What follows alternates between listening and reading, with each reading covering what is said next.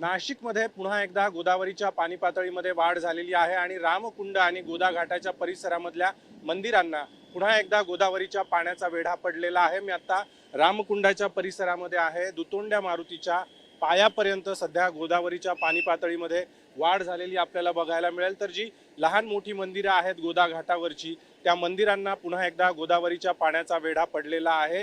गंगापूर धरणातून कालपासून 603 क्युसेक वेगानं गोदावरी नदी पात्रामध्ये पाण्याचा विसर्ग केला जातोय। परिणामी नाशिकमध्ये पुन्हा एकदा गोदावरीच्या पाणी पातळीमध्ये वाढ झालेली बघायला मिळतीये।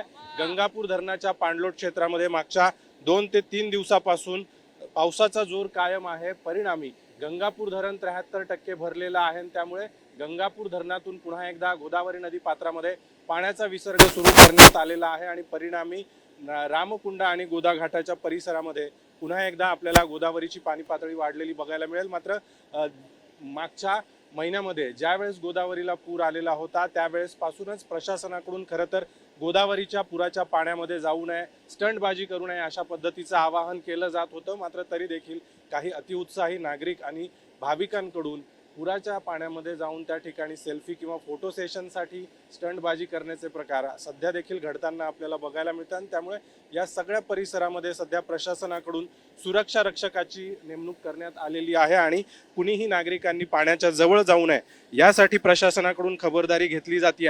गंगापूर धरणाच्या पाणलोट क्षेत्रामध्ये पावसाचा जोर वाढला तर धरणातून करण्यात येणारा पाण्याचा विसर्ग आणखी वाढवला जाण्याची शक्यता आहे। गंगापूर धरणाप्रमाणे जिल्ह्यातल्या एकूण 9 धरणांमधून सध्या कमी अधिक प्रमाणात पाण्याचा विसर्ग केला जातोय आणि या धरणांच्या पाणलोट क्षेत्रात देखील पावसाचा जोर वाढला तर या धरणांमधून करण्यात येणारा पाण्याचा विसर्ग देखील वाढवला जाण्याची शक्यता असल्यामुळे प्रशासनाकडून नदीकाठच्या नागरिकांना सतर्कतेचा इशारा देण्यात आला आहे। कॅमेरामन प्रवीण काळबांडेसह अभिजित सोनवणे, साम टीव्ही, नाशिक। आता isakal.com आहे देशातील नंबर 1 ची मराठी न्यूज वेबसाईट। प्रत्येक अपडेटसाठी isakal.com ला नक्की भेट द्या।